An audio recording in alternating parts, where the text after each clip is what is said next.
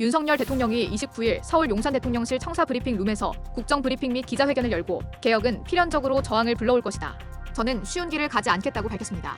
윤 대통령은 집권 3년 차에 주요 개혁 과제를 전면에 부각, 국정 동력을 확보하겠다는 의지를 드러냈습니다. 개혁 과정에서 이해 관계자들의 반발은 불가피하고 미래 청년 세대를 위해 불가피하다는 게 골자입니다. 그러면서 윤 대통령은 연금, 교육, 노동, 의료 등 4대 개혁 추진 계획을 밝히는 동시에 경제, 사회, 외교, 안보 성과를 나열했습니다. 윤 대통령은 세계 수출 5대 강국 자리를 바라보면서 우리 경제가 확실하게 살아나고 있고 더 크게 도약할 것이라고 성과를 부각했습니다. 또 국가 장학금 제도 확대, 저소득층 대상 주거 장학금, 대학 입시, 학교 현장, 노사법치 확립, 외교 및 경제 지평 확대에 나서겠다고 전했습니다. 특히 의료 개혁과 관련 의대 증원이 마무리됐고 2025학년도 의대 신입생 모집은 현재 차질 없이 진행되고 있다면서 지역 필수 의료 살리기 역량을 집중하겠다고 부연했습니다.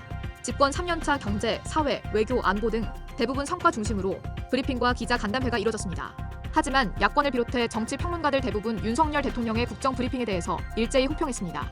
이날 김준일 시사평론가는 한 방송에 출연해 대통령이 말한 개혁에는 필연적 저항을 불러온다는 얘기는 언뜻 보면 맞다면서 하지만 의료 대란으로 응급실을 찾지 못해 뺑뺑이를 돌다가 죽어가는 환자들이 속출하고 있는데 윤석열 대통령은 이를 반개혁 세력의 저항이고 불평불만이라 인식하고 있다고 말했습니다.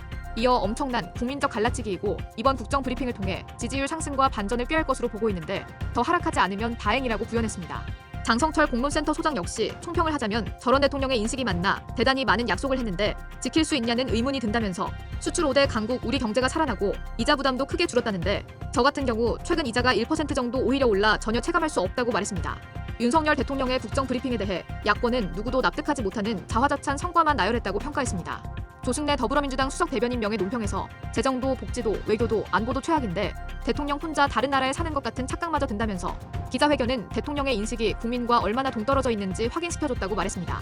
이어 의료 붕괴로 온 나라가 비상인데 비상응급체계가 원활하게 가동되고 있다니 대통령의 현실 인식에 참담함을 느낀다고 질타했습니다. 조국 혁신당도 김보협 수석 대변인 역시 성과라곤 눈 씻고 찾아보려 해도 없는데 국정을 잘했다고 자랑만 늘어놓는다면서 윤석열 대통령은 이제 의료 시스템에 더해 국민연금, 교육, 노동까지 다 망가뜨리고 싶은 것인가라고 질타했습니다. 그러면서 차라리 그냥 술이나 드시라, 한남동 관저의 사우나 룸도 숙취 해소용으로 만들어 놓은 것 아닌가라고 비꼬며 민심은 윤석열 대통령이 차라리 아무 일도 벌이지 말라 명하고 있다고 했습니다.